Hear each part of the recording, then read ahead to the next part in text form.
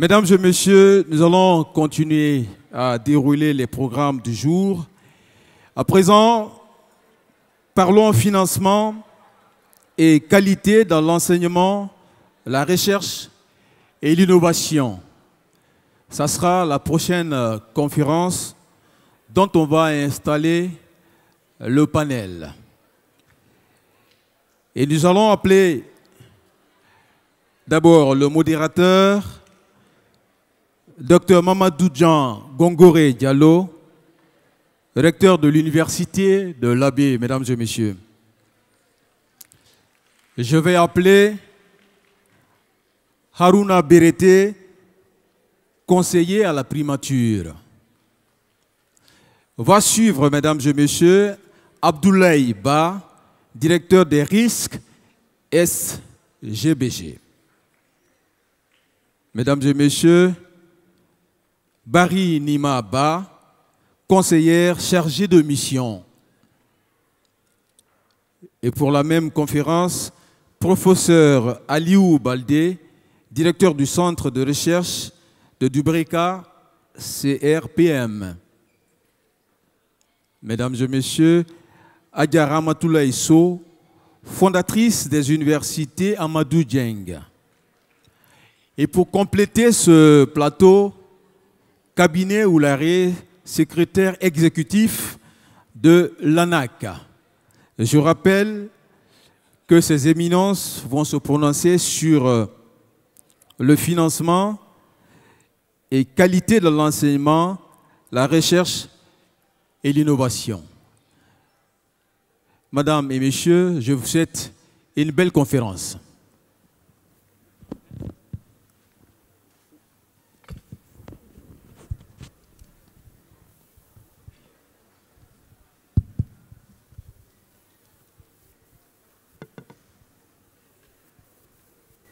Mesdames et messieurs, bonjour. Messieurs les panélistes, bonjour et bienvenue sur le plateau. Notre thème de ce matin, le financement et la qualité de l'enseignement supérieur, la recherche et l'innovation. Un thème d'actualité, puisque aujourd'hui, nous savons qu'il y a un monde de crise et on parle de financement. On sait que le financement, l'argent, c'est le nerf de la guerre. Pour réaliser toute activité, quelle que soit l'organisation qu'on a, il faut passer par un financement. Donc l'obtention de ce financement pose problème. Et au niveau de l'éducation, au niveau de l'enseignement supérieur, nous avons ce problème qui est celui du financement de l'enseignement supérieur. Dès qu'on parle, on voit la masse d'argent, le volume de la masse monétaire qui arrive dans les institutions d'enseignement supérieur, tout en ignorant que cet argent qui arrive est généralement destiné aux étudiants, la bourse des étudiants. Donc, il y a un problème qui est là, l'argent arrive, mais l'argent repart. Comme le dirait l'autre, on le reçoit par la main droite, il ressort par la main gauche. Et on parle de qualité. Quand on parle de cette qualité, la qualité est liée au financement. Quand on n'a pas les moyens, on ne peut pas procéder à un financement. Un objectif qualité, c'est quoi? C'est améliorer régulièrement les programmes et services offerts aux étudiants. Pour ce faire, nous avons une mise en place d'une cellule qui est chargée de voir qu'est-ce qui est en train d'être fait, est-ce que les programmes sont cohérents, est-ce que les programmes sont bien donnés, ainsi de suite. Il y a aussi qu'il faut mettre les moyens à la disposition de ces commissions-là. Au niveau national, au niveau du ministère de l'Enseignement supérieur, on a une agence nationale de l'assurance qualité. C'est déjà un pas. Et il y a des cadres qui ont été formés dans les institutions qui constituent des points focaux au niveau des institutions d'enseignement supérieur. Ça, il y a une amorce de progrès dans ce sens. On va vérifier, quand on parle de la qualité de la formation. Qu'est-ce que c'est que la qualité de la formation? Il faut voir les programmes, les projets de programmes qu'il y a dans le domaine de l'enseignement. Il faut voir les programmes existants. Est-ce qu'ils sont toujours pertinents? Est-ce qu'ils sont cohérents? On parlera de l'auto-évaluation des programmes au sein même de l'institution. Faire cette auto-évaluation revient aux équipes qui sont là, qui enseignent. Et après, on va évoluer dans un cadre pour vérifier les indicateurs de performance. Quels sont les taux de réussite, quels sont les taux d'échec, quels sont les taux de promotion, etc. Et après, on ira vers la compétence des enseignants. Un enseignant, ce n'est pas celui-là qui reste, il se dit j'ai un diplôme et c'est fini, j'ai un cours que je prépare et j'assume ce cours-là et pendant 10 ans, je continue avec la même chose. Il faut prendre du recul, voir qu'est-ce qui se passe à ce niveau-là. Et enfin, il y a, quand on parle de cette compétence des enseignants, il faut accompagner les enseignants par des projets de formation. Et à côté de tout ceci, nous avons un soutien aux étudiants. Les étudiants ont droit à la formation, les étudiants ont droit à une formation de qualité. Voilà un peu. Mais tout ceci rentre dans un domaine, le domaine des finances. Au domaine des finances, à ce que je sache, au niveau des institutions d'enseignement supérieur, au niveau de l'enseignement supérieur, quand vous venez dans une université, vous avez deux façons d'obtenir les fonds. Il y a ce qu'on appelle les recettes internes de l'université et il y a ce qu'on appelle la subvention, le montant que l'État verse à l'institution. Mais qu'est-ce qu'il faut faire? Ce montant est reparti en fonction de lignes, soit qu'il s'agisse du personnel, soit qu'il s'agisse de l'entretien de locaux qui existent, soit qu'il s'agisse de l'achat d'intrants et autres, les consommations diverses, enfin les transferts sociaux qui occupent près de 75% de l'enveloppe destinée aux étudiants. Et vous avez donc ce problème, vous recevez de l'argent destiné à un tiers, vous êtes obligé de lui remettre l'argent, donc ça pose un problème au niveau de la création des infrastructures. Vous entendez toujours les uns et les autres dire que les infrastructures sont vétustes ou elles n'existent pas.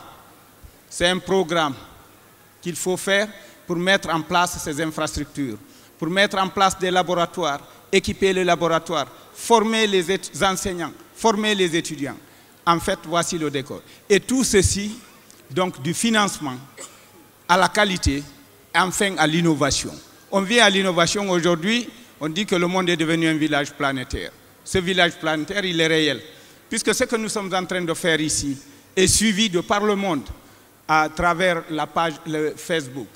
Donc, on peut accéder à tout et on utilise les réseaux, on utilise aujourd'hui l'e-learning pour la formation des enseignants, pour la formation des étudiants. C'est une chose très importante qui permet aux uns et aux autres de passer d'un handicap à une opportunité. C'est-à-dire que de statut de retardataire au statut de celui qui est à la pointe de la nouvelle technologie. Voilà un peu ce qui nous attend, chers panélistes. Et parlant de ce financement, moi je me suis dit que nous allons voir qu'est-ce qu'il y a lieu de faire, les montants que nous recevons, comment pourrons-nous nous organiser pour que ces montants puissent contribuer au développement de l'enseignement supérieur sur tous les plans. Et les chers panélistes qui sont là, vous avez M. Aruna Berete, inspecteur des services financiers et comptables de son État, pendant plus de 15 ans, chef de cabinet du ministère de l'Enseignement supérieur. Il a participé à la mise en place du projet d'appui au développement de l'enseignement supérieur avec la Banque mondiale. Vous avez M. Ba, qui est au niveau de la Société Générale des Banques, donc un homme des finances. Vous avez le professeur Aliou Baldé, le directeur du Centre de recherche de plantes médicinales de Dibreka. C'est lui l'inventeur du produit contre la tension et le paludisme. Il est à nos côtés. Professeur Baldé, bon séjour. Madame Nima Bari, conseillère au ministère de l'Enseignement supérieur et de la Recherche scientifique. Vous avez à ses côtés Madame Ramatoulaye Sow Dieng, je vais le dire comme ça, la fondatrice de l'université Amadou Dieng. Enfin, vous avez de l'autre côté le professeur Oularé, le secrétaire exécutif, le responsable de l'Agence nationale qualité au niveau de l'enseignement supérieur. Encore une fois, en votre nom, nous leur souhaitons la bienvenue. Donc, nous avons comment concilier les besoins de réforme de l'enseignement supérieur et de la recherche scientifique dans un contexte budgétaire difficile. Deuxièmement, quel modèle d'organisation et de financement devons-nous envisager?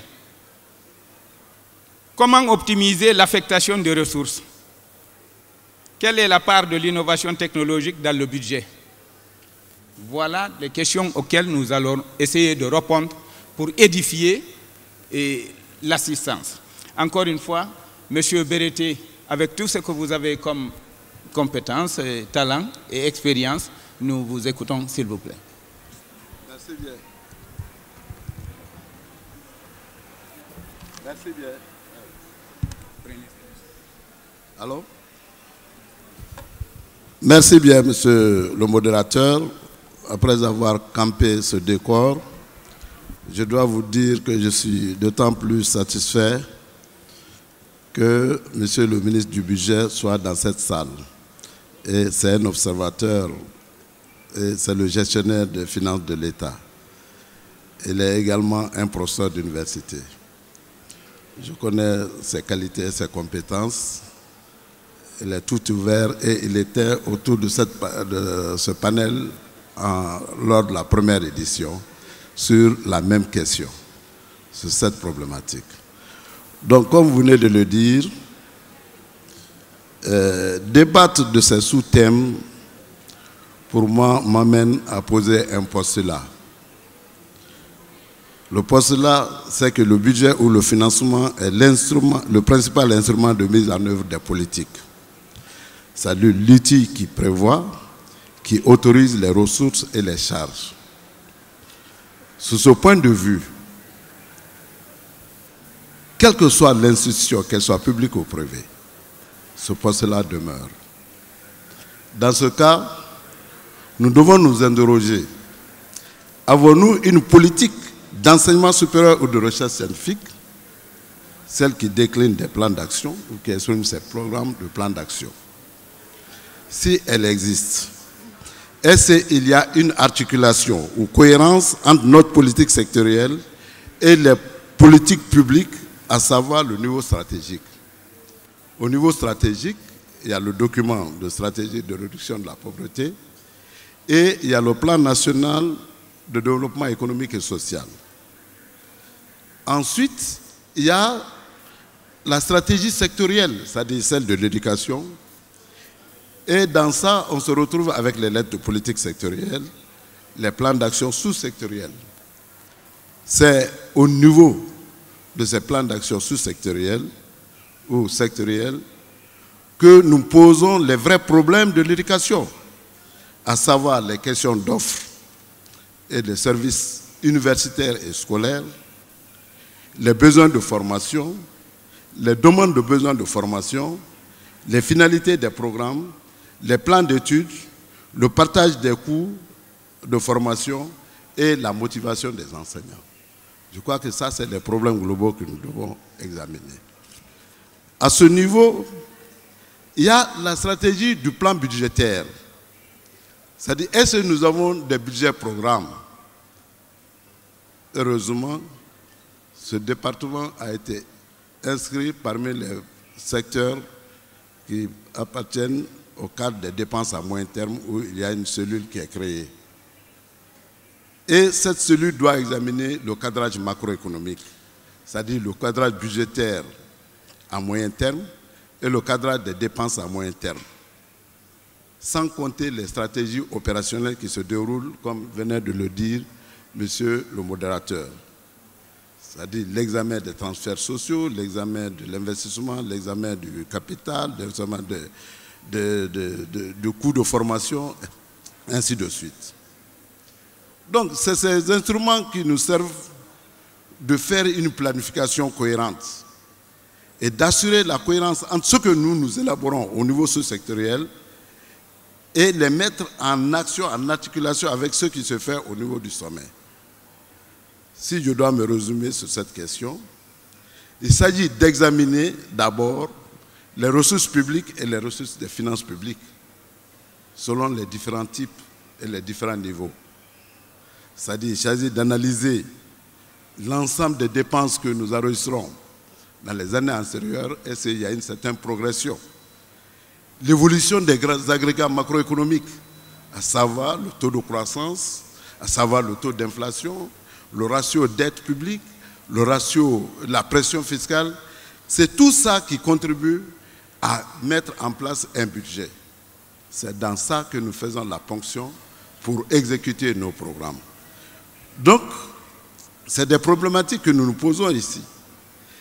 Dans le contexte guinéen, comme vous l'avez dit, un contexte budgétaire difficile, le premier élément, c'est la mobilisation des recettes.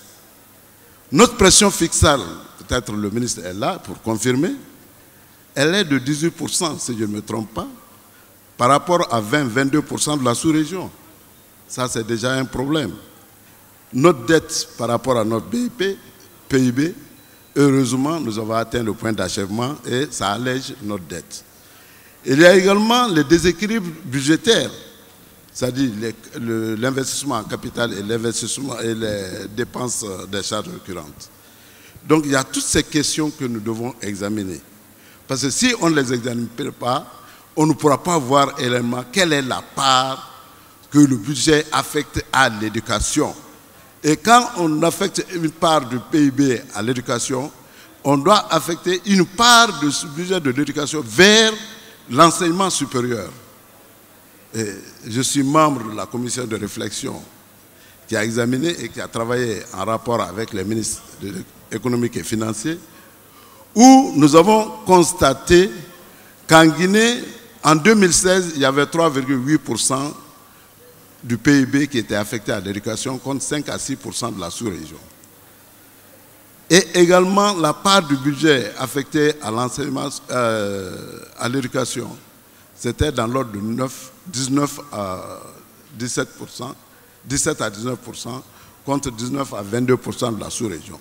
Donc ça, c'est des questions clés qui se posent à notre système. Donc, qui dénotent la faiblesse, d'abord, de ce que nous avons comme ressources affectées et à affecter, et les problèmes d'arbitrage intrasectoriel. Donc, il y a toutes ces questions que nous devons examiner. Donc, à ce niveau, il faut qu'on pose ces postulats avant de passer à la question fondamentale. Quelle est notre part, la part de l'enseignement supérieur et la part de la recherche dans le budget? Quand nous répondrons à ces multiples questions, nous viendrons au cas spécifique de l'innovation, la recherche, la science. Donc, on a constaté dans cette étude qu'à peine on affecte 0,04% de notre PIB à notre recherche, à l'innovation et choses, contre 0,7% des engagements de Lagos et 1% pour l'UNESCO. Maintenant, qu'est-ce que nous devons faire pour notre recherche et notre innovation? Voilà les questions fondamentales que nous posons et la problématique que nous devons saisir. C'est là ma préoccupation. On va en débattre après. Je vous remercie. Merci. Monsieur Ba, s'il vous plaît, votre point de vue. Bonjour à tous. Je tiens d'abord à dire que je suis très ravi d'être ici et de participer à ce débat. Quand on parle de financement, on pense tout de suite aux banques, ce qui est tout à fait normal. Mais les secteurs d'activité liés à l'enseignement est particulier. Donc on a tous compris à travers les précédentes interventions que le rôle de l'État dans le financement du système scolaire de manière générale est très important. Mais il faut savoir aussi que les banques interviennent énormément dans le financement de l'enseignement, soit directement, soit indirectement. Aujourd'hui, il y a beaucoup d'universités et d'écoles au niveau préscolaire ou secondaire qui sont domiciliés dans des banques et qui demandent des financements et qui sont financés par les banques. Maintenant, bien entendu, le financement effectué par les banques répond à un certain nombre de conditions. Même si c'est un secteur d'activité très particulier, lorsqu'on demande un financement à une banque, la banque est obligée de regarder un certain nombre de points avant de financer, notamment la rentabilité, le projet, l'objet du financement, etc.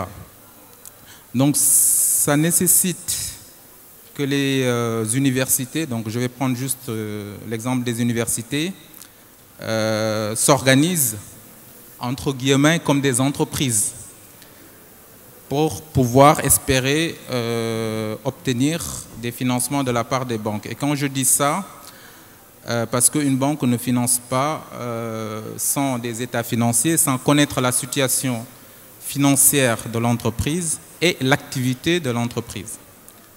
Donc quand on dit université et entreprise, ce n'est pas quelque chose de, je veux dire, d'étonnant. Comme je l'ai rappelé au début, on finance directement des complexes universitaires ou scolaires de manière générale, ou indirectement, à travers, par exemple, quand on finance l'État, on peut financer indirectement le système scolaire, parce qu'on a compris effectivement qu'une partie du budget de l'État, bien entendu, va dans les universités. Juste pour terminer, je vois que la thématique c'est financement et qualité. Et justement, financement, qualité et innovation. Voilà. Donc les trois sont très très liés pour une raison très simple. Quand on finance, on regarde la qualité du dossier. D'accord? Et aussi, quand on parle de qualité de dossier, c'est ce qu'on finance, est-ce que ça apporte quelque chose à l'activité de l'entreprise qui est financée? Et on parle d'innovation. Aujourd'hui, toutes les entreprises, et en particulier les banques, sont très sensibles à la notion d'innovation parce que tout va très vite. Avec les nouvelles technologies, si on n'intègre pas cet aspect-là, on est complètement, je veux dire, largué. Donc, je pense qu'on y reviendra peut-être dans le détail, mais sachez en tout cas que les banques participent activement au financement de l'enseignement. Merci. Et professeur Baldé, qu'est-ce que vous pensez?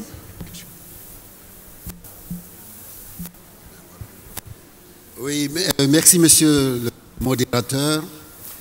Le thème est particulièrement important. Il nécessite certainement une certaine expertise. Heureusement qu'à ma gauche, BRT en est un. Monsieur de la Banque vient également de souligner quelques aspects sur la qualité et l'innovation. Ce sont aujourd'hui deux termes d'actualité partout dans le monde.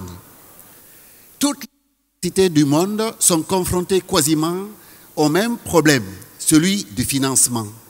Le financement, parce que c'est celui-là qui va générer justement la qualité.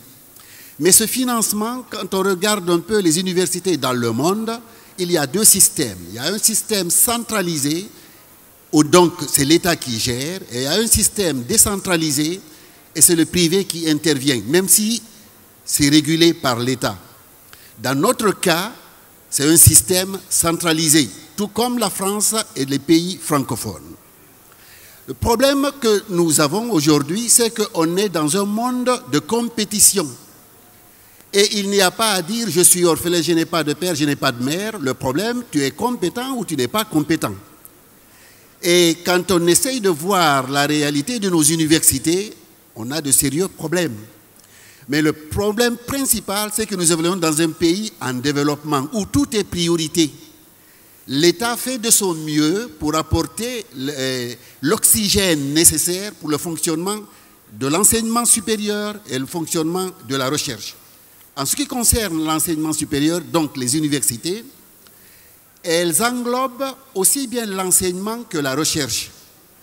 Et dans ces conditions, en fait, on vise non seulement l'activité de l'institution, mais également la compétence. Mais dans notre cas, la compétence est négligée par rapport à l'activité, puisque comme l'a signifié monsieur le modérateur, l'essentiel des budgets que reçoivent les universités, c'est surtout pour les étudiants.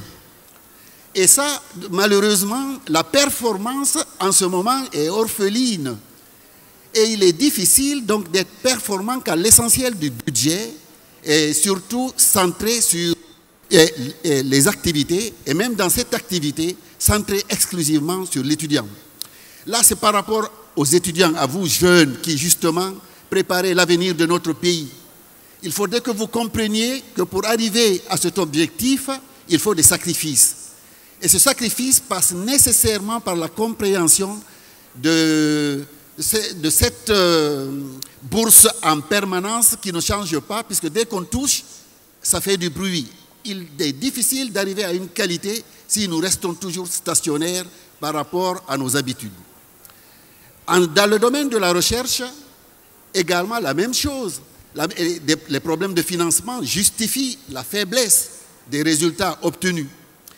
Ce qui fait qu'on ne va pas rentrer dans la radioscopie de tout ce qui se passe au niveau des institutions de recherche. Les problèmes sont communs à tous.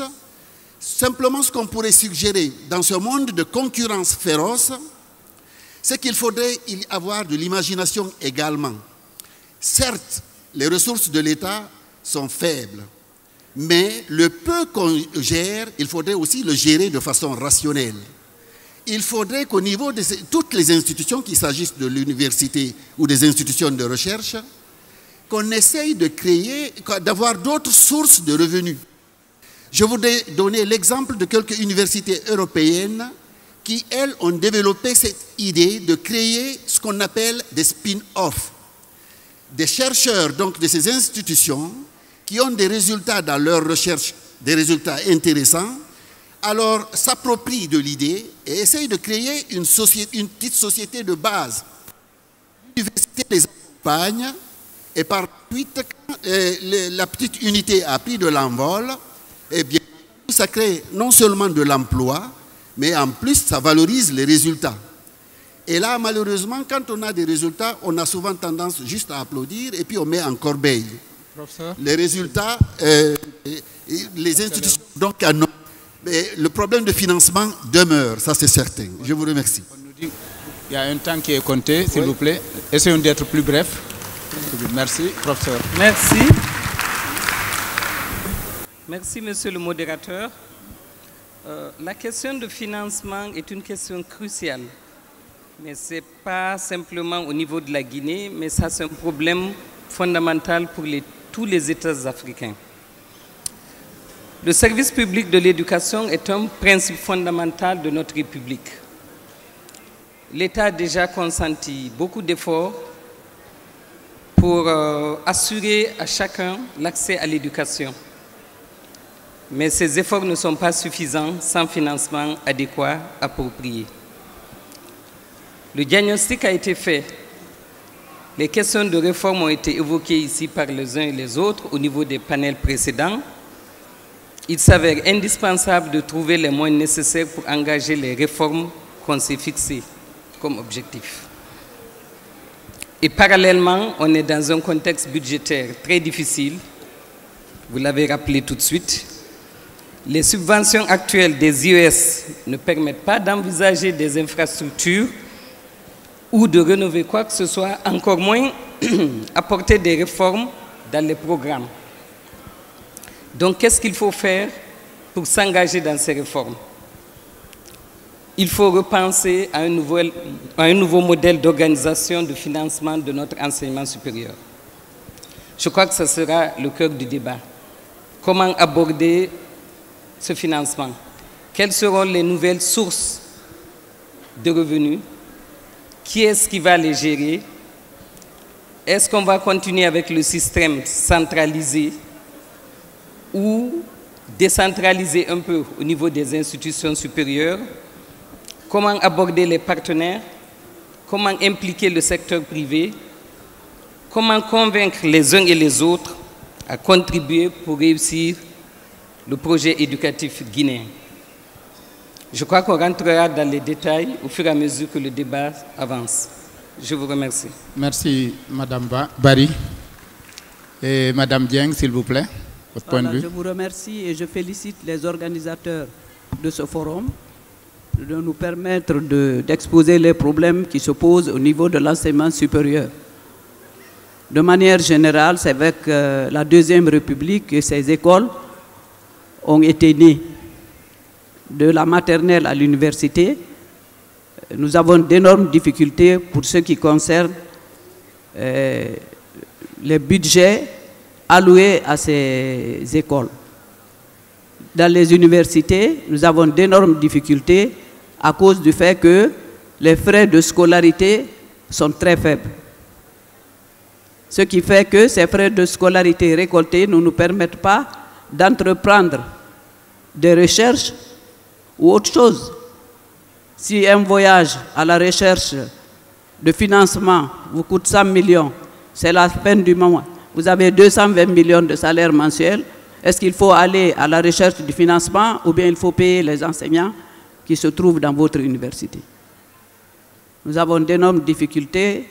Si l'État, qui est notre premier partenaire, se désengage, nous ne pourrons pas développer la recherche et ce sera compliqué pour nous. C'est pour ça que vous voyez des grandes écoles qui naissent. C'est une exploitation de 5 ans, 10 ans. Les gens ne tiennent plus à cause de la faiblesse des frais de scolarité. Nous voulons innover, nous voulons faire de la recherche, nous voulons avoir des partenaires. Les banques, le taux d'intérêt est très élevé, ce qui fait que quand vous récoltez les frais de scolarité, la banque prend ce que vous lui devez, le reste ne vous permet pas de continuer à fonctionner. Si nous n'avons pas un appui financier des organismes ou des banques à des taux d'intérêt faibles, c'est difficile pour nous d'évoluer. Nous sommes de très bonne foi et le ministère a engagé de grandes réformes qui nous permettent de savoir qu'il faut rentabiliser ces universités, en faire des entreprises au lieu d'apprendre à lire, à écrire à ces apprenants, qui deviennent de plus en plus nombreux. Je vous remercie et j'attends les questions. Merci. Merci. Monsieur, professeur Oulare, s'il vous plaît. Merci, monsieur le modérateur. Et la question de la réforme, de la nécessité de la réforme dans un contexte budgétaire difficile est une question pertinente parce que de plus en plus, l'État a des difficultés à trouver les ressources parce que les besoins sont de plus en plus croissants. Et dans la réforme en Guinée, les universités doivent prendre leurs responsabilités. Parce que c'est à l'université que l'on crée ou l'on forme l'élite nationale. Donc les problèmes du pays doivent trouver leur solution à l'université. L'État doit l'accompagner. Et c'est dans ce contexte-là, justement, et connaissant la situation de l'enseignement supérieur, de la recherche scientifique et de l'enseignement technique, de la formation professionnelle, que l'État a décidé de mettre en place une agence nationale d'évaluation et d'accréditation, à savoir l'ANAC. L'ANAC est un service, une institution autonome et une EPA avec une personnalité morale et libre dans ses jugements et dans ses décisions. Par rapport à ces missions, il y a deux principales missions, à savoir évaluer la qualité de l'enseignement et de la recherche dans les institutions d'enseignement technique, dans les institutions d'enseignement supérieur et de formation professionnelle, évaluer également et accréditer les institutions et les programmes dans les secteurs de l'enseignement supérieur, de l'enseignement technique, de la formation professionnelle et dans le domaine de la recherche. Par rapport à ces missions et par rapport à ce décret, il faut dire que d'une façon générale, les universités ont une responsabilité sociétale importante, la reddition des comptes. On donne des ressources aux universités. On peut dire qu'elles sont insuffisantes. C'est vrai.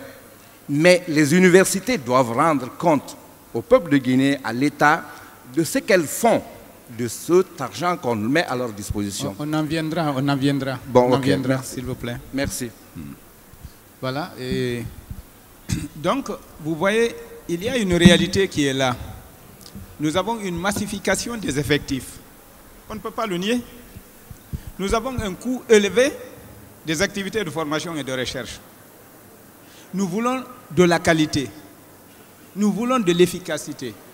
Évidemment, nous allons prôner une bonne gouvernance. Cela va de soi. Mais, donc, ceci nous amène à quoi? Et ce que je veux dire, comment nous allons nous organiser pour que le peu de moyens que nous recevons puisse être utilisé judicieusement? Je crois qu'à ce niveau, il faudrait qu'il y ait une maîtrise des textes de loi. Il faut connaître les textes de loi. Hein? Deuxièmement, il faudrait qu'il y ait une distinction de rôle entre, par exemple, un ordonnateur, un comptable public, etc. Ça, c'est des choses qu'il faut faire. Il faut être porté sur des projets, de mon point de vue. Il faut être porté sur des projets et anticiper. Donc, avec les conseils d'administration, préparer quelque chose par rapport à ceci. Des projets pour cette université, des projets de programme, des projets de formation, etc., etc. Je crois que nous devons aller dans ce sens. Et ceci va nous amener peut-être à la deuxième question. Quel modèle d'organisation et de financement devons-nous envisager? Puisque nous avons vu que nous sommes dans un contexte de paupérisation. Les ressources manquent, les besoins s'accroissent. Comment faire pour concilier le manque de ressources et les besoins exprimés? Puisque nous voulons de la qualité, nous ne voulons pas être en retard. Voilà un peu aussi l'enjeu de cette question-là. Il faudrait bien que nous soyons dans les réformes. Comment y aller? Qu'est-ce que vous en pensez, M. Berité? Merci bien, monsieur le modérateur. Je crois qu'il faut mettre le pied dans le plat. Notre système est l'un des systèmes d'enseignement supérieur les plus faibles parce que son programme n'est pas financé, c'est-à-dire les coûts de formation ne sont pas identifiés, évalués. C'est en Guinée seulement qu'on forme un docteur, un médecin, docteur médecin, un magistrat, un sociologue, un littéraire au même coût. Ça, ce n'est pas possible. Ce système ne peut pas continuer. C'est le coût de programme qui est financé. Ensuite, les transferts sociaux, lors de l'étude de la Banque mondiale, prouvent que 76% des subventions qui parviennent aux institutions sont consacrées aux transferts sociaux, qui n'ont aucun impact sur le coût de formation. Et c'est pour avoir la qualité, il faut qu'il y ait le coût de formation. Nous avons fait beaucoup d'innovations et je crois que le ministère a introduit beaucoup de textes relatifs à ces éléments, notamment le décret 62, 63, la loi 022 portant gestion des institutions, avec la mise en place des organes de gouvernance, le conseil d'administration. Parce que si on parle de faiblesse de gestion, c'est parce que les organes délibérants ne siègent pas. Un directeur ou un recteur n'est pas un gestionnaire comme tel. Il applique la politique et les orientations du conseil d'administration, qui est l'organe qui définit l'ensemble des principes. Et aujourd'hui, le texte qui régit, le décret 022, qui régit nos institutions, les bourses, elle date de 1994. Combien d'années après? C'est les mêmes critères, c'est les mêmes principes. Nous avons basculé d'un régime à un autre régime, le régime LMD. De telle sorte qu'on s'est arrêté au L, on n'a pas continué avec les deux, le master et le doctorat. Tout ça, c'est des faiblesses. C'est ces coûts-là qui doivent être définis. On doit savoir quel est le coût de formation d'un sociologue à la fin de sa licence, quel est le coût de formation d'un médecin à la fin de sa licence, et quel est le coût de formation d'un ingénieur. Si tous ces éléments, tous ces étudiants ont le même coût, ce n'est pas possible. Comment un ingénieur qui doit avoir de ponts et chaussées, qui doit avoir des contacts avec les théodélites, les appareils modernes, ainsi de suite, il n'a pas accès, il n'y a pas de laboratoire, il n'y a pas de choses. C'est ce qui fait la faiblesse de notre système. Donc on va beau parler de l'ensemble des choses, tant que les structures pédagogiques ne vont pas suivre la réalité des faits, nous serons dans la même situation. Je crois que nous avons examiné également le cas des enseignants. En Guinée, nous avons 2400 et quelques enseignants au niveau du supérieur. Seulement 368 ont le doctorat. Ce qui fait 15%. Donc 15% de ceux qui enseignent au niveau du supérieur ont le doctorat. Comment faire? Quand on tient compte de la massification du système, quand on tient compte du ratio élève manuel universitaire, élèves laboratoire, étudiants laboratoire, ainsi de suite, c'est ça nos faiblesses, c'est ce que l'État doit financer. Sans compter les infrastructures, les lignes, investissement en capital. On me dit que ces lignes ont commencé à disparaître. Les lignes formation. Ces lignes ont été instaurées quand il y a eu des grèves autour des cantines scolaires, autour également des dortoirs. On a dit soit il n'y a que le tiers qui bénéficiait de la cantine scolaire. Comment faire? L'argent qui venait à ce niveau, il faut le transférer vers la formation et la recherche. Il y avait la ligne logement. L'argent qui était là, parce que les literies qu'on payait, tous ceux qui payaient, il faut les transférer vers la formation pour pouvoir bonifier et assurer la qualité et répondre également à la massification qui devait arriver. Voilà des problèmes que nous avons. Donc il faut réactualiser l'ensemble de nos textes. La Guinée n'a connu que 2 lois, la loi de 1959 et la loi de 1997. Les concepts ont évolué. Il faut les réadapter à l'évolution de l'ensemble de nos préoccupations.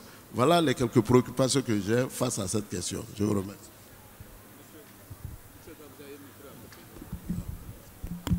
Donc, chers panélistes, on va essayer d'être plus bref, parce qu'on nous rappelle toujours que nous sommes toujours en train de déborder sur le temps qui nous est imparti. S'il vous plaît. Donc, monsieur Ba, votre point de vue, s'il vous plaît. Je pense que le diagnostic qui vient d'être fait est très lucide. Aujourd'hui, il est clair que les universités notamment doivent s'organiser, ou devraient en tout cas s'organiser. On ne peut pas prétendre obtenir des financements, en tout cas de la part des banques, et ne pas avoir un certain nombre de standards en termes d'organisation. Donc, je pense que, parce que la banque ne fait pas de dons, en tout cas, la banque prête. Et quand elle prête, elle espère être payée. Et on ne prête pas à une entreprise qui n'est pas solide financièrement, qui n'a pas une activité qui est rentable. Donc il sera nécessaire, et je pense que tout le monde est conscient sur ce point, que les universités s'organisent de manière transparente et des états financiers qui sont fiables, et puis surtout et des projets qui sont qui apportent quelque chose. Parce que on ne finance, je l'ai rappelé tout à l'heure, quand on finance à partir d'un objet, quelque chose qui permet à l'entreprise de se développer. Donc voilà moi ce que je voulais dire, en tout cas concernant le financement des banques, mais sachez qu'il n'y a pas de secteur d'activité, a priori, de secteur d'activité exclu du financement des banques. Les banques financent en général tous les secteurs d'activité, mais je comprends que le sujet est également très sensible, parce que l'enseignement, c'est un service public. Et de l'autre côté, la banque a l'exigence aussi, doit respecter un certain nombre de conditions. Donc c'est très sensible, mais il est clair pour moi que je pense que tout le monde a compris qu'il va falloir que les universités s'organisent davantage pour pouvoir en tout cas accéder, ce qui est déjà le cas, mais accéder beaucoup plus facilement au financement des banques. D'accord, ben le point de vue du banquier, donc nous comprenons le système classique qui prévalait, à dire que les recettes internes constituaient des inscriptions, des réinscriptions, de la formation payante, des activités génératrices de revenus, par exemple une université qui a un hôtel ou un cyber, des éditions universitaires. Donc ça, c'est le seul moyen d'obtenir des recettes internes. Et après, il y a la subvention qui est ventilée en ligne. Donc, il faudrait que les universités sortent de ce bourbier-là, qu'elles puissent peut-être se constituer en genre consortium, même si ce ne l'est pas, pour pouvoir aller à la recherche des fonds pour pouvoir construire les universités ou alors améliorer la qualité des prestations à l'intérieur des universités. Oui. Je vais juste rajouter un point. On a tous compris qu'une partie importante des recettes des universités provient de l'État, qui paye les salaires et les droits d'inscription des boursiers. Donc, est-ce que ce modèle-là est viable? Parce que dans d'autres pays, le secteur privé est sollicité justement pour prendre part à l'activité des universités. Parce que le secteur privé a plus de moyens et de latitude pour pouvoir justement accompagner les universités. Donc il y a lieu de réfléchir. Je crois qu'on va écouter le point de vue des autres parce que ici nous savons que depuis 2006, il y a des universités privées qui interviennent, qui absorbent des bacheliers pour lesquels l'État paye la bourse d'études. Bon, on va suivre le point de vue des panélistes pour savoir qu'est-ce qu'il y a lieu de faire, qu'est-ce qui serait très bien.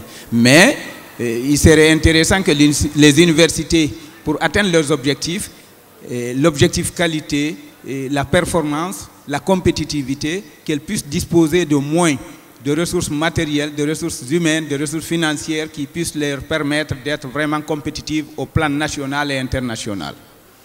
Professeur Ba, s'il vous plaît. Oui, tout ceci est important, mais je crois que les efforts du ministère de l'Enseignement supérieur vont dans ce sens depuis quelque temps. D'où la création de l'Agence nationale assurance qualité. Il y a un grand chantier qui est en instance là, mais je ne vais pas, puisque le directeur, le secrétaire général lui-même, il est là. Ce ne serait certainement pas l'occasion d'expliquer tout ce qu'ils sont en train de faire, mais il y a un grand chantier dans ce sens pour rendre les institutions performantes et être accessibles à vos fonds, messieurs les banquiers. Merci, monsieur le modérateur. Donc, on est convenu ici que les objectifs ne peuvent être atteints de manière efficace avec un seul instrument de financement. Il faut donc dépasser la rigidité du règlement qui est en vigueur actuellement. C'est-à-dire qu'il faut peut-être accorder un peu plus d'autonomie aux institutions pour qu'elles puissent proposer ou formuler des programmes un peu plus proactifs de manière à soumettre des plans de développement stratégique. Mais est-ce que nos IES aussi ont ces capacités? Est-ce qu'elles sont outillées à produire des plans de développement? Sinon, il faut les assister. Parce que le banquier vient de parler tout à l'heure. Pour pouvoir vendre son projet, il faut qu'il soit viable. Il faut montrer clairement l'activité, ce qu'elle peut rapporter. À ce moment, vous rassurez le secteur privé.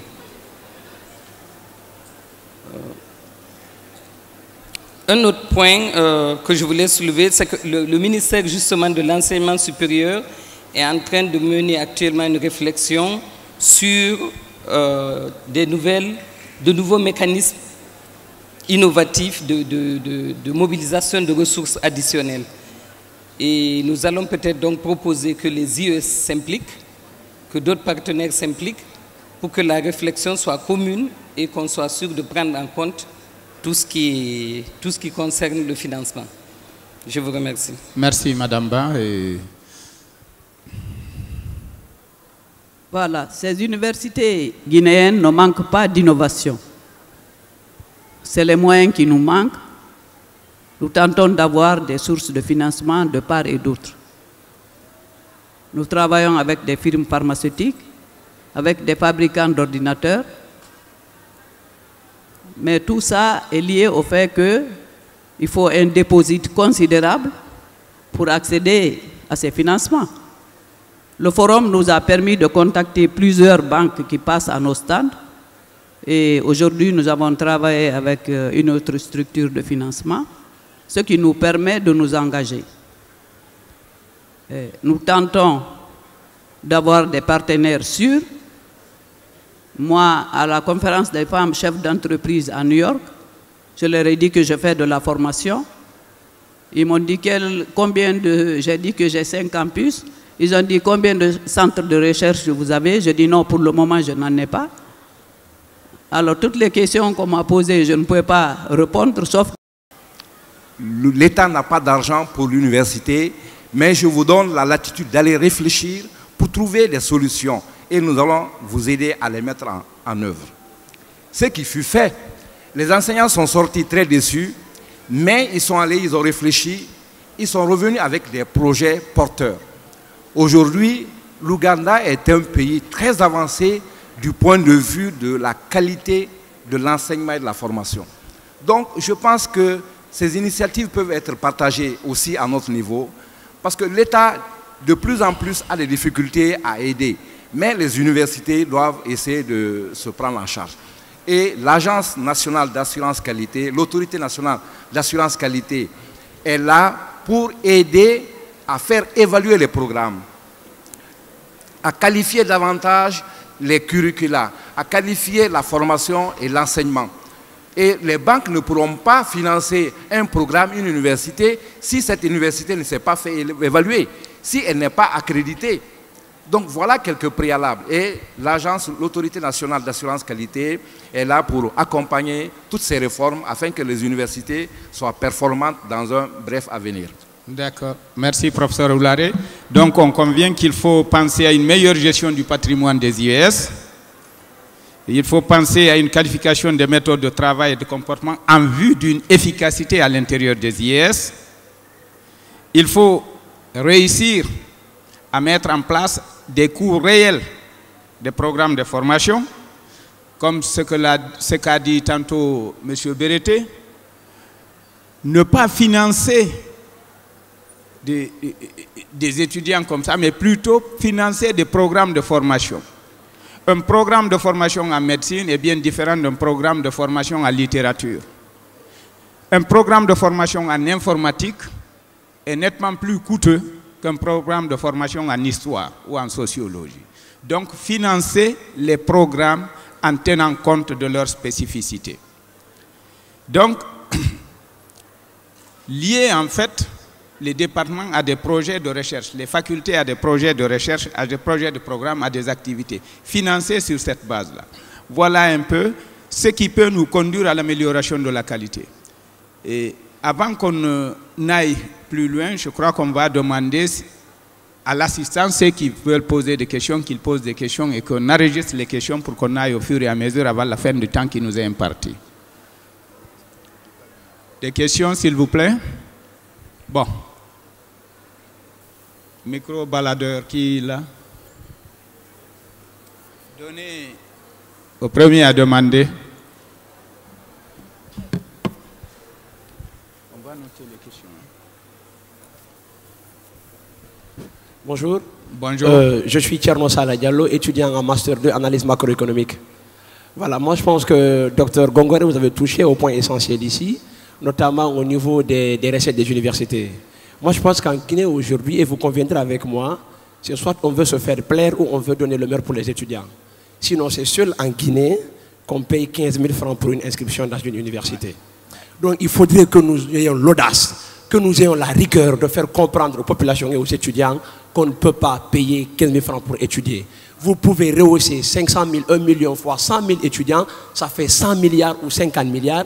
Vous pouvez confier ça à une banque et cette banque va vous donner du crédit parce que cette banque sait chaque année, les inscriptions se font en son sein pour vous donner de l'argent vers des laboratoires. Ça, c'est extrêmement important.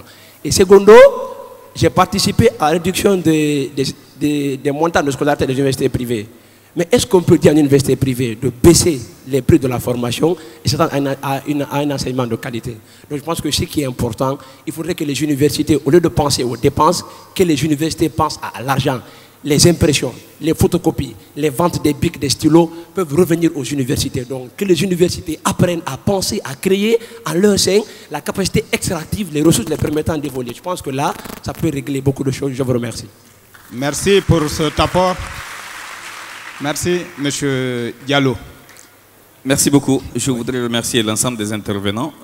Alors, et juste, puisque c'est moi qui suis en charge du budget, je sais que j'ai été un peu apostrophé un peu partout. Je voudrais dire ceci. L'éducation pour un pays en développement doit être considérée comme un investissement. Tout simplement. Et d'ailleurs, ça fait partie des piliers du PNDS. Mais sauf que pour notre cas, en Guinée,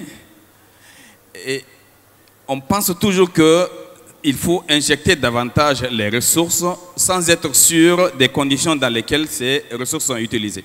C'est une chose que d'augmenter les ressources dans l'éducation, mais c'est une autre chose que de s'assurer que ces ressources sont effectivement utilisées et au service de la qualité de l'éducation. Ce qui n'est pas forcément le cas aujourd'hui. Il ne faut pas oublier, et là je salue ici les engagements du ministre en charge de l'enseignement supérieur, les 40 000 fictifs. Vous imaginez 40 000 fictifs, ce que ça représentait comme budget et ce que ça grévait dans le budget de l'État. 40 000 fictifs. On a beau accuser les étudiants, dire que c'est l'État qui leur donne la bourse, mais ces 40 000 fictifs, l'argent là, ça partait où? Qui en bénéficiait?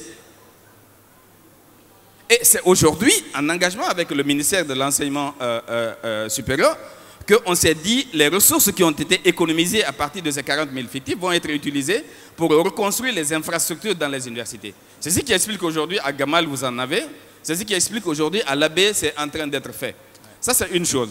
La deuxième chose, il ne faut pas oublier que nos universités n'ont pas l'habitude de rendre compte.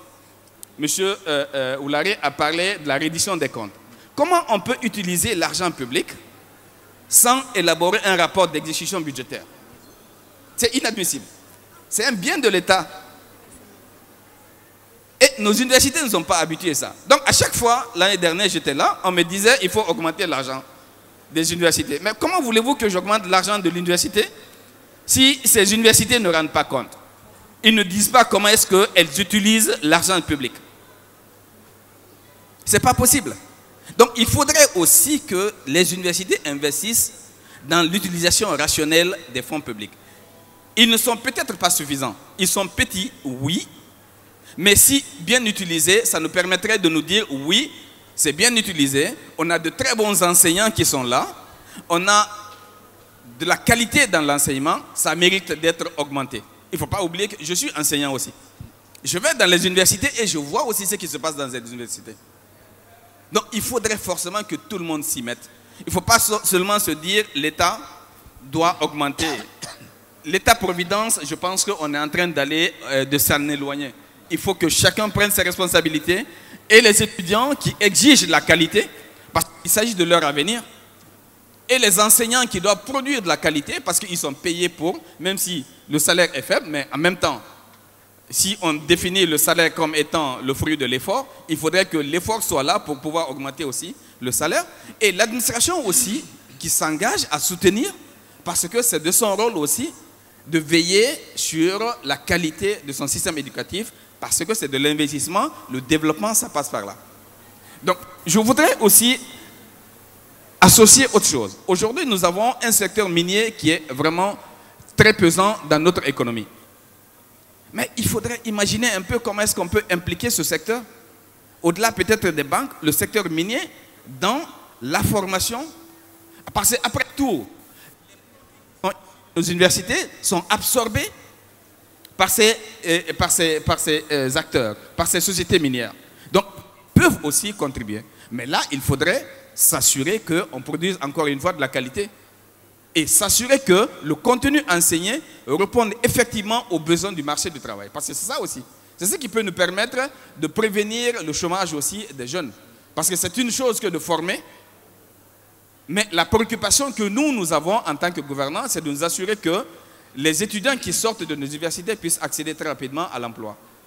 Donc ça, c'est absolument une préoccupation que nous devons tous partager et ne pas consigner le problème de la qualité de l'éducation au seul critère du budget. L'utilisation de ce budget aussi doit faire partie de nos préoccupations. Je vous remercie. Merci, Monsieur le ministre.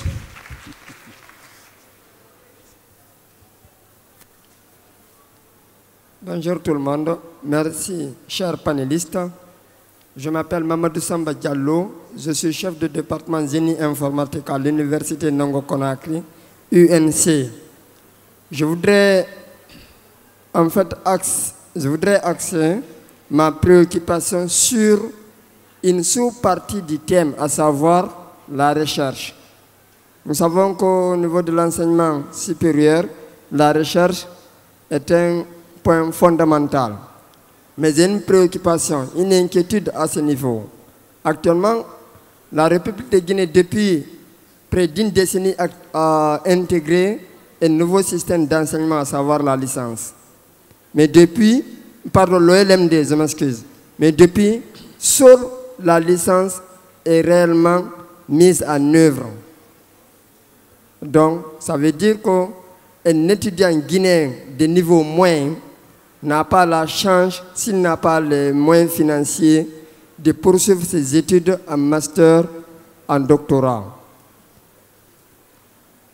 Alors, je voudrais connaître la politique actuellement la politique du gouvernement sur la mise en œuvre des projets de master dans tous les domaines d'ailleurs et des doctorats permettant ainsi à un étudiant diplômé en licence professionnelle génie informatique de pouvoir poursuivre ses études en master et en doctorat gratuitement, comme il l'a fait en licence. Merci. La deuxième préoccupation, s'il vous plaît, elle est très importante, elle me donne à pleurer. Si vous prenez certaines branches, notamment les branches techniques, je parle sous l'attention de nos éminents enseignants de l'Université Gamal Abdel Nasser de Conakry. Au niveau des branches techniques, notamment l'informatique et autres, nous avons peu de docteurs, ou du moins la plupart de nos éminents enseignants qui ont une expérience de plus de 30 ans ne pourront plus nous enseigner dans les 10 prochaines années. Lorsque le gouvernement mettra en place les programmes de master et de doctorat, quels sont les doctorants qui seront là à donner ces cours? Autrement, quelle est la politique du gouvernement actuel sur la transition éducative? Je parle de transition en parlant de l'intégration des programmes de master et de doctorat. Comment pourra-t-on les mettre en œuvre? Sachant que le président nous a dit ici lors de l'ouverture, par exemple, qu'il ne sert à rien de former 100 personnes en droit où nous n'avons besoin que de 10 et former 10 ingénieurs, par exemple, au niveau des mines où on a besoin de 100 ingénieurs. Alors, lorsque nous aurons beaucoup de multinationales, pourvoyeurs d'emplois, nous avons besoin d'ingénieurs, donc il faut former des gens en master dans les domaines techniques. Comment est-ce que nous pourrons nous y prendre? Alors, s'il y avait du temps, j'allais donner un modèle que le Maroc a pu adopter, mais Inch'Allah, j'espère que dans les prochaines éditions, vous aurez l'occasion d'intervenir. Pour y avoir fait les études, je vous remercie. Merci. Bon, je crois que, bon, on va essayer de répondre à ces questions-là. Monsieur Berete est conseiller chargé de l'éducation à la primature. Madame Nima est là, conseillère auprès du Monsieur le ministre de l'Enseignement supérieur et de la Recherche scientifique.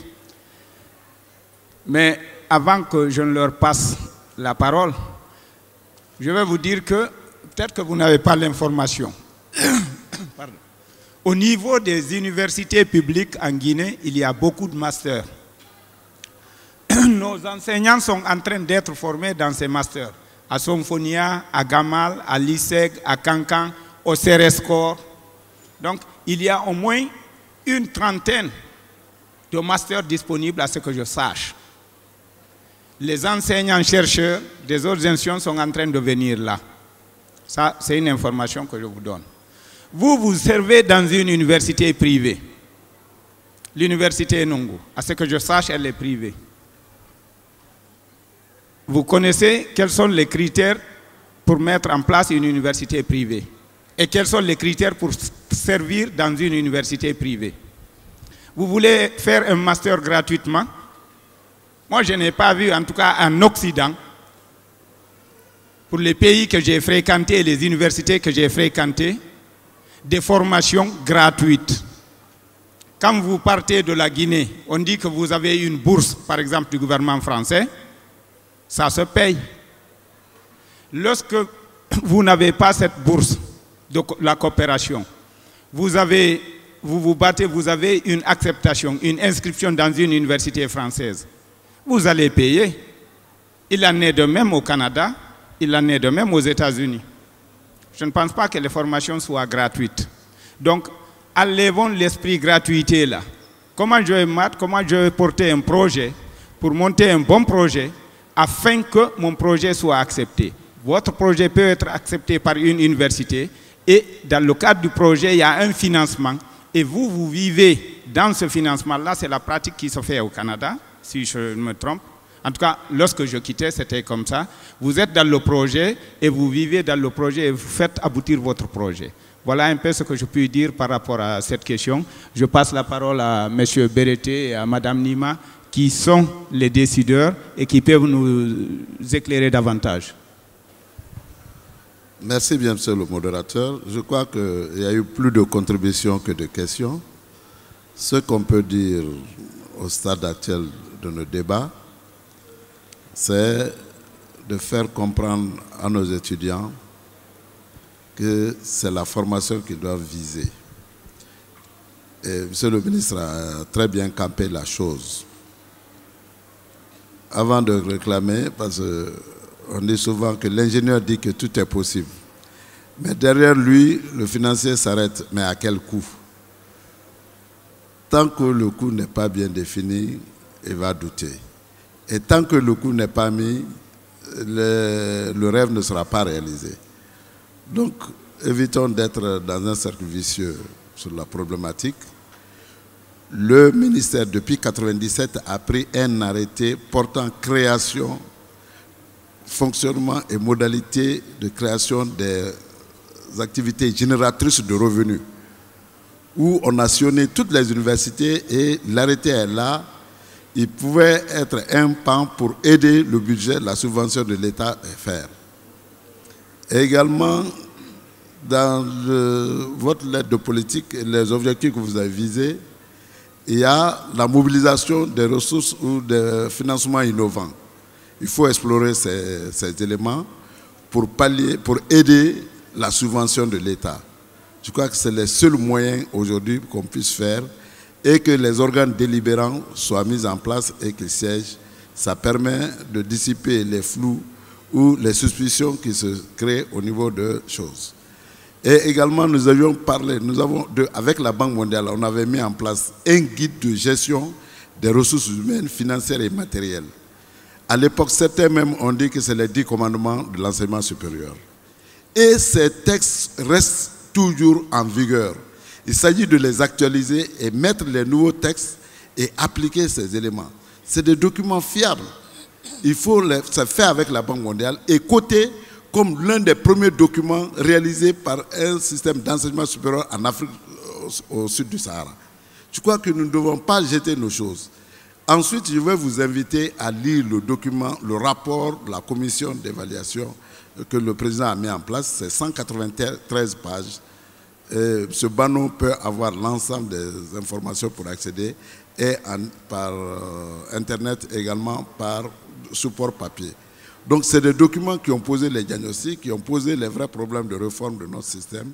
Et je crois qu'il faut aller, c'est dans ça qu'on a même parlé des technopoles, des universités technopoles qui vont être réalisées et qui seront des grands corridors du développement guinéen. Voilà ce que je voulais dire. Je vous remercie. On me fait toujours signe pour dire que nous avons épuisé le temps imparti. Peut-être qu'avant qu'on quitte le plateau, je vais vous dire que toutes les réformes qui ont été faites en Guinée et qui sont en cours visent à rendre performant le secteur éducatif à travers une pertinence des formations, une qualité des activités d'enseignement et d'apprentissage. Ceci passe par une optimisation et un renforcement des capacités humaines, matérielles et financières. Ce qui va nous conduire toujours à une amélioration de la qualité du service aux étudiants, de la qualité du service à la société, en accompagnant les enseignants, en revoyant les enseignements, en accompagnant les étudiants pour atteindre l'objectif qui est visé, qui porte sur l'amélioration de la qualité des enseignements et des apprentissages. Nous nous sommes dit que dans ces réformes, on est en train de faire en sorte qu'on forme nos jeunes à l'entrepreneuriat pour qu'au sortir d'une université, ils puissent constituer en association, en groupement, pour permettre de monter un projet et de s'autogérer pour devenir enfin des employeurs, plutôt que d'attendre un emploi qui va m'employer. Est-ce que j'aurai l'emploi avec l'État? Voilà un peu un conseil qu'on donne. Donc les réformes visent à améliorer ces qualités-là. Et nous allons vous dire aussi que plus un enseignant est performant, plus un enseignant accepte de prendre du recul pour revoir la copie de son programme, la copie de son cours, mieux il rendra. Et lorsqu'on veut demander, dans le cadre de cette évaluation des enseignements, on pose toujours la question aux étudiants bénéficiaires des cours et aux diplômés qui sont sortis, qui sont à la recherche du travail ou en train de travailler. Donc, nous nous organisons toujours à faire ces choses-là pour que les choses aillent dans le bon sens. Encore une fois, merci aux organisateurs, merci aux panélistes, merci à l'assistance. Je vous remercie pour votre aimable attention. Merci.